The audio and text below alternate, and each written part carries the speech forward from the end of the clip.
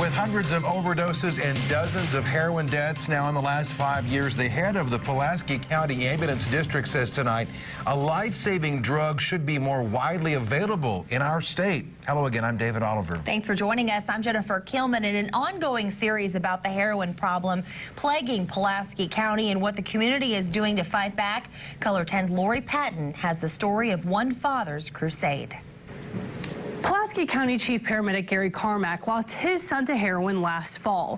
Carmack says wider availability of a safe-to-administer non-addictive drug can keep heroin from claiming lives.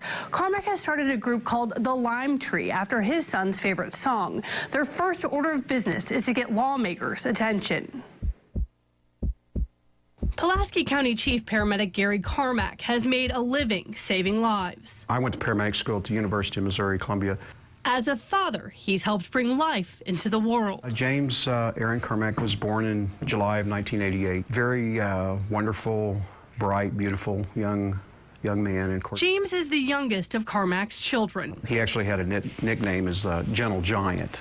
Carmack says James loved history and anthropology, but in his teens, he started experimenting. In middle school, he possibly started using some pots. For some reason, he decided to try some OxyContin, which is an opiate narcotic. They got very expensive and hard to get. Then James upped the ante. Some things kept coming up missing, and I couldn't quite figure it out. And then finally found some paraphernalia one day, and heroin for all the parents and family out there is very cheap and very easy to get. And I asked him why, and he, like so many of our youth, thought he could just do it once, see what it's all about, and not go back. The man who spent decades saving people from the brink felt helpless as James risked his life over and over again. In 2013, heroin ultimately took James. He just had his 25th birthday in July and died in September. Gary says heroin's sedative effect is what takes so many lives. What heroin does in opiates, they put your brain to sleep, and so you just forget to breathe.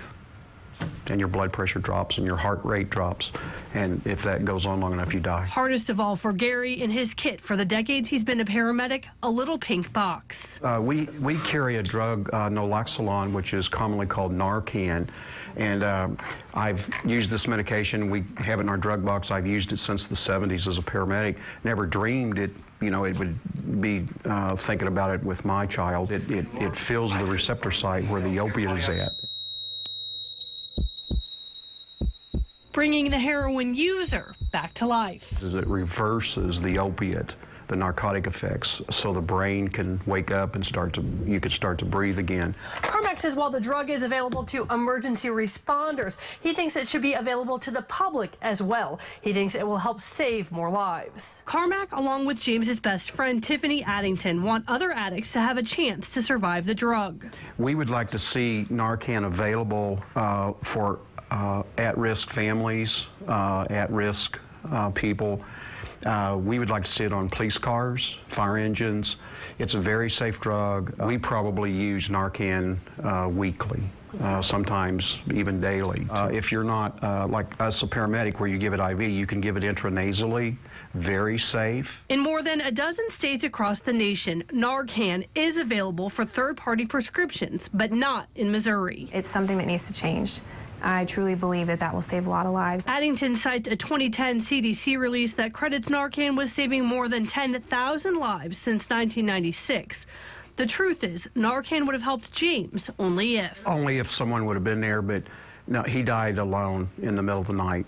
But there are so many cases I see as a paramedic where we have people that don't get Narcan soon enough, or they hesitate before they call us. Carmack and Addington are taking their push to legislators. Tiffany says it's a way to give James Carmack a second life and other addicts a chance to beat heroin. It's something that means a lot to me. As I've said, James is my best friend, and he had told me in one of our last conversations that he wanted to change the world and that he truly felt he could do that. And so my hope is that I can do that for him through this program. In In addition to pushing for wider availability of Narcan, both Carmack and Addington would like to see a Good Samaritan law in Missouri. In the second part of our series on this heroin issue, we told you about a young woman who was left to die of a heroin overdose in a parking lot. Under a Good Samaritan law, the people she was with could have called police without fear of being arrested. Washington, California, Illinois, and 11 other states have drug overdose Good Samaritan laws.